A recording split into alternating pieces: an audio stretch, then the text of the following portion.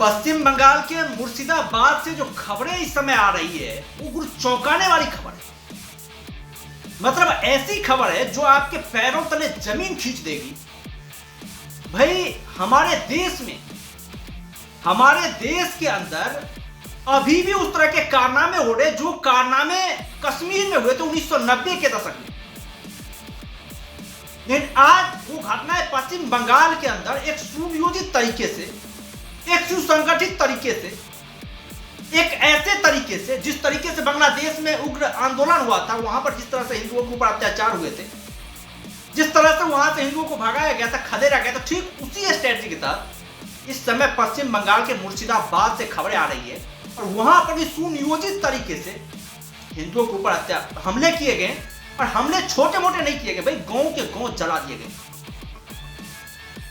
वक्फ bill जो अभी पास हुआ है उस बिल के आड़ में इस तरह की घटनाओं को अंजाम दिया गया। और ये बहुत ही हास्यास्पद घटना है कि वहां के मुख्यमंत्री जो है इस घटना को उजागर करने की बजाय मौलाना मुफ्ती के साथ मिलकर के मीटिंग कर रही है और इस बिल को लेकर के बातें कर रही है। भाई कैसे इस बिल को रोका जाए, जबकि पूरा का पूरा ध्यान उन्हें अभी हिंदुओं की जो हालत है वहां पर उसे प्रोटेस्ट करने में लगाना चाहिए था। 100% तुष्टिकरण की राजनीति जो बंगाल में हो रही है, एक पक्ष को खुश करने के लिए, अपने वोट बैंक को खुश करने के लिए कत्लेआम मचा दो, कुछ भी कर दो भाई, मतलब सब कुछ चलेगा उसके ना वोट बैंक के नाम पर।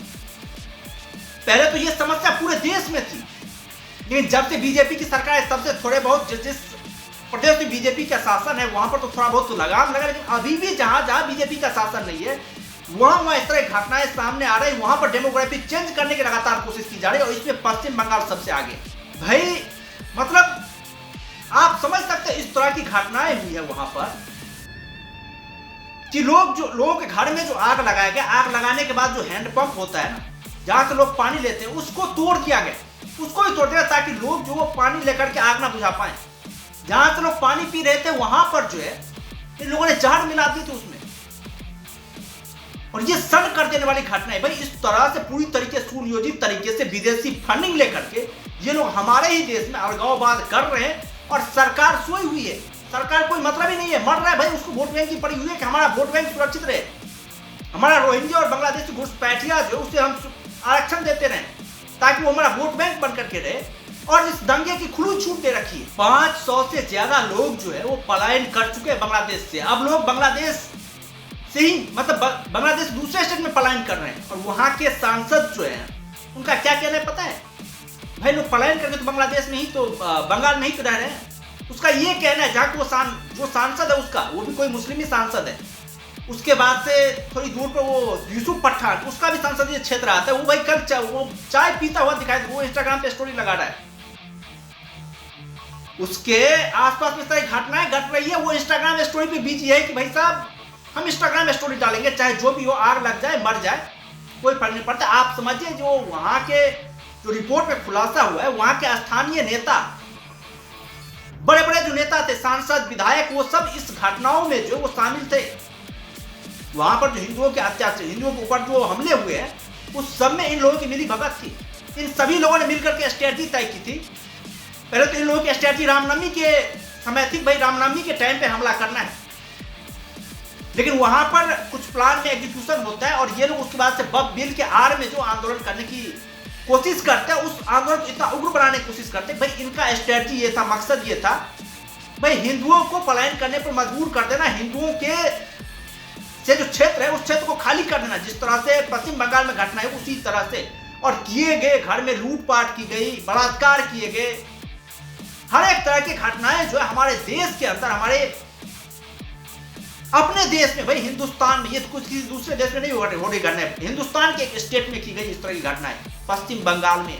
और सबसे ताजुब की बात ये घटना 11-12 तारीख को हुई थी, मतलब शुक्रवार और शनिवार को हुई थी। लेकिन उसके बाद से आज पिछले 1-2 दिन से इस तरह की घटनाओं की वीडियो और फुटेज जो सोशल मीडिया पर आ रहे हैं। इतने दिनों से ये सरकार जो है ममता बनर्जी की, ये मतलब रिपोर्टरों को नहीं तो रिपोर्ट करने दे रही है, नहीं जो लोग शरण लिए हुए हैं मालदा के हाई स्कूल में उस लोगों को मीडिया कर्मी से मीटिंग करने दे रही है, बोलने दे रही है, मतलब कुछ करने ही नहीं दे रहे ताकि अंदर की जो खबरें वो बाहर ना आ पाए।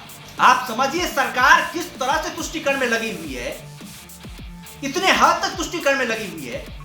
भाई एक पक्ष के लोग जो है, चाहे कुछ भी हो जाए, उसका वोट बैंक जो कुछ नहीं होना चाहिए। ये मतलब बहुत हास्यास्पद घटनाएं हैं भाई, बहुत ही मतलब एक संसार कर देने वाली घटना है कि हमारे देश के अंदर, हिंदुस्तान के अंदर आज के दौर में, 2025 के दौर में, जहां पर इतनी ज्यादा टेक्नोलॉजी हो गई, इतनी ज्यादा वो हो गए, फिर भी यहां पर घटनाएं जो है डे बाय डे नहीं पहुंच पाती है लोगों तक। इस तरह से वहां पर काम किए जा रहे हैं। वहां के स्थानीय लोगों का कहना है, जिन लोगों के ऊपर हमले हुए हैं, उन लोगों ने मालदा में जाकर के हाई स्कूल में शरण ले रखी है।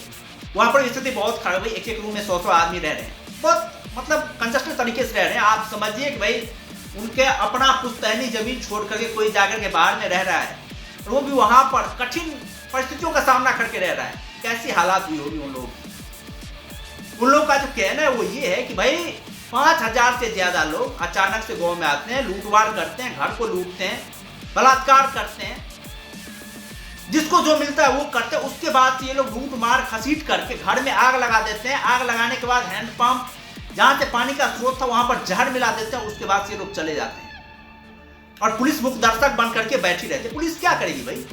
स्थानीय विधायक, सरकार जब सब इसी में इन्वॉल्व है तो पुलिस क्या करेगी और प्रशासन क्या करेगी? पुलिस प्रशासन तभी करेगी जब सरकार रोकना चाहेगी। सरकार के नियंत्रण में कुछ है ही नहीं, क्योंकि सरकार से तो ये लोग वोट बैंक के ऊपर जो अपना नियंत्रण ले चुके हैं। तो ये कारनामा हुआ है पश्चिम बंगाल में, ऐसे कारनामे हो रहे हैं। बहुत सारे लोग वहां से छोड़ करके दूसरे स्टेट में जा रहे हैं।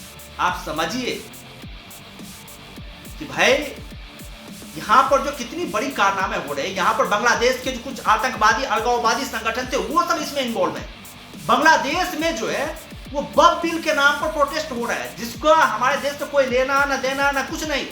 वो वहां पे बांग्लादेश में बब बिल का प्रोटेस्ट कर रहे हैं, और हमारे यहाँ के जो हिंदू लोग हैं वो आईपीएल देखने में व्यस्त है। वो आईपीएल देखने में व्यस्त है। उनको आईपीएल चाहिए, सिर्फ और सिर्फ क्रिकेट चाहिए, बॉलीवुड चाहिए, एंटरटेनमेंट चाहिए, बस उसमें बिजी हैं वो लोग। उनका कोई ज्ञान ही नहीं है भाई, अटेंशन ही नहीं है कि हमारे देश में क्या हो रहा है।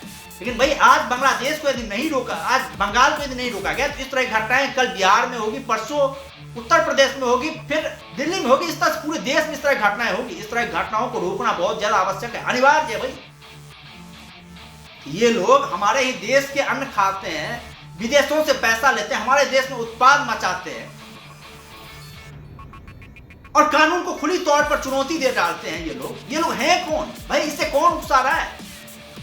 इनका इलाज करना चाहिए। यूपी के मुख्यमंत्री योगी आदित्यनाथ ने सही कहा है भाई, लात के जो भूत है ना, वो बातों से नहीं मानते हैं। जिनको लातों से जो है मनवानी पड़ेगी बातें, तभी जाकर के लोग मानेंगे। वैसे बात से लोग समझने वाले हैं नहीं। जिस तर्ज पर उत्तर प्रदेश में इनसे पैसे वसूल करके इनकी पिट्ठी सुलझा करके वो किए आते हैं ना, दंगाइयों से संपत्ति की मरम्मत की जाती है, उसी तर्ज पर इनसे जो वहां पर वसूल की, वहां पर तो वोट बैंक की तुष्टिकरण की राजनीति चल रही है। और जितने भी इंडी गठबंधन के मतलब हैं, किसी भी राजनीतिक दल ने इस घटना को लेकर कोई आवाज नहीं उठाई है। कोई इस घटना को लेकर इंटरेस्टेड नहीं है, चाहे वो कांग्रेस हो, समाजवादी पार्टी हो या फिर जो भी पार्टी हो। कोई इस पर बातें नहीं कर रहा है, कोई इस पर सुधि लेने के लिए तैयार नहीं है। आप समझिए हमारे देश में कितने राजनीतिक पार्टी हैं, सारे बब बिल के ऊपर लगे हुए हैं कि बब बिल क्यों आया नहीं आया, इसके ऊपर लगे हुए हैं। लेकिन अत्याचार जो है, हिंदुओं के ऊपर सुनियोजित तरीके से हमले जो किए गए हैं, जिस तरीके से उन्हें अपनी भूमि को छोड़ने के लिए मजबूर किया गया, उस पर कोई आवाज उठाने वाला नहीं, उस पर कोई बातें करने वाला नहीं है। सिर्फ और सिर्फ एक पार्टी है बीजेपी, जो कि सिर्फ और सिर्फ हिंदुओं के लिए खड़ी हुई है। बाकी सारी पार्टी जो तुष्टिकरण की राजनीति में लगी हुई है। अखिलेश यादव का ये स्टेटमेंट था भाई, बीजेपी बाहर से जो है लोगों को कैसे आने दिया, मतलब बॉर्डर के अंदर कैसे आने दिया? भाई बॉर्डर के अंदर तो लोग पहले से घुसे हुए हैं, बॉर्डर के अंदर तो लोग पहले से घुसे हुए हैं। इसलिए तो सीए एनआरसी लागू नहीं होने दिया जाता है। पश्चिम बंगाल बुलाया जाता है भाई, खून की नदियां बहा देंगे, यहाँ पर सीए एनआरसी लागू नहीं होने देंगे। इसीलिए क्या आता है। और ये घटनाएं जो है ना, इसके पीछे जो एक और खबरें आई है वो ये आई है कि यहाँ पर जो बीरभूम और पश्चिम बंगाल के जो कुछ स्टेट है, उस स्टेट को हिंदू विहीन करने की योजनाएं पर काम चल रही थी, ताकि वहां से सारे हिंदुओं को वहां से पलायन होने पर मजबूर कर दिया जाए। इस तरह की सुनियोजित षड्यंत्र के साथ वहां पर हमले किए गए, पूरे स्ट्रैटेजी के तहत, पूरे प्लानिंग के तहत। और इसमें जो है वहां के सांसद वो भी मतलब इसमें थे। एक का मतलब फैक्ट्री था बीड़ी का, एक जो सांसद थे, कोई भाई अभी नाम नहीं याद आ रहा है, वहां पर रोहिंग्या बांग्लादेशी काम करते हैं। वैसे तो है ही पश्चिम बंगाल, मतलब आप जाए तो आप तो कभी गए हैं तो आप देखेंगे कि रेल जो चलती है ना, वहां पर पटरी के एक हाथ आप आगे जाएंगे तो वहां पर जो घर दोनों साइड से बना रखा है, डर भी नहीं लगता भाई इन लोगों को डर भी नहीं लगता है, क्योंकि सरकार सब कुछ देती है, वोट बैंक बना करके रखी हुई, भाई क्यों डर लगेगा इन लोगों को। वहां पर ट्रेन भी स्लो चलते हैं। इस तरह की हालत है पश्चिम बंगाल। और आज इस पर आवाज उठाना, इसके लिए एकजुट होना हिंदुओं को बहुत ज्यादा अनिवार्य है। यदि इस तरह से एकजुट नहीं होंगे, आने वाले समय में इस तरह की घटनाएं जो होगी वो सिर्फ पश्चिम बंगाल तक नहीं फैल रहेगी, वो हर एक स्टेट में फैलेगी। और इस देश में जो है ना, मतलब फिर से जो है वो अराजकता की स्थिति पैदा हो जाएगी। एक शांतिप्रिय देश में दूसरे कौम के लोग बढ़ जाएंगे, और यदि उसका इलाज नहीं किया गया तो फिर भाई ये बहुत बड़ा आघात करेगा हिंदुस्तान। खैर, आप लोगों का क्या कहना है? ये घटनाएं जो हुई है पश्चिम बंगाल में, जिस तरह सुनियोजित तरीके से हमले किए गए हैं, जिस तरह से प्लानिंग तरीके से अटैक किए गए हैं, ऊपर आप लोगों का क्या कहना है? आप लोग अपना राय कमेंट बॉक्स में दे सकते हैं, और यदि चैनल पर नहीं है तो चैनल को जरूर सब्सक्राइब कर सकते हैं, ताकि आने वाले वीडियोज की लेटेस्ट नोटिफिकेशन आप लोगों तक पहुंचती रहे। बाद बाकी हम लोग फिर मिलते हैं नई वीडियो के साथ, दमदार कंटेंट के साथ, बेहतरीन कंटेंट के साथ। तब तक के लिए धन्यवाद।